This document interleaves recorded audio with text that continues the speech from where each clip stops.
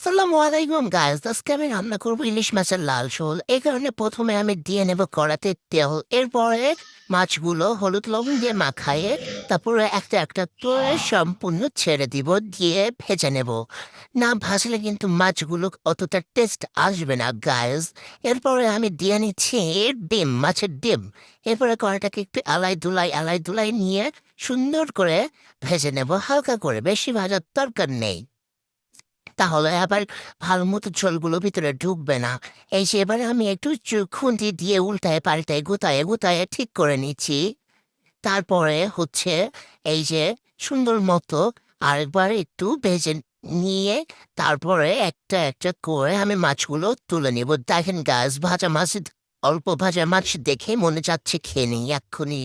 তারপরে আমি সেই তেলে দিয়ে দিব রসুন বাটা এবং পেঁয়াজ বাটা আর জিরা বাটা।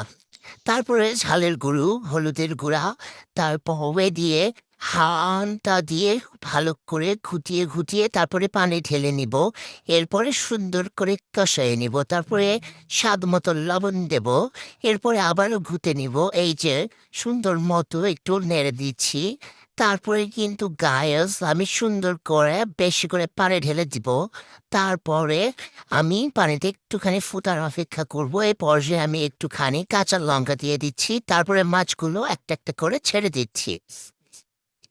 সব মাছ আমি এই পর্যায়ে ছেড়ে দিয়েছি। দেখেন, সব মাছগুলো দিয়ে নিব। দেওয়ার পরে ভালো করে একটু নেড়ে দেবো। এই যে যেমন বেশি নাড়বেন না, ইলিশ মাছ আবার নরম হয়তো সব ভেঙে গুড়িয়ে গুড়িয়ে যেতে পারে। সে কারণে অল্প করে নেড়ে দিলাম। এই যে মাছটা হয়ে যাচ্ছে গায়েস। এই যে এই পর্যায়ে আমি গ্যাসটা বন্ধ করে দিয়েছি। এবার আস্তে আস্তে মাছ থেকে তেল উঠে পড়বে।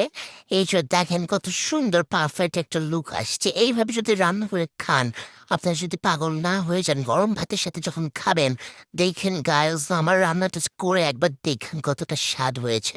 এই যে আমার মাছের ফাইনাল লুকটা দেখেন কত ইয়াম্মি ইয়াম্মি লাগ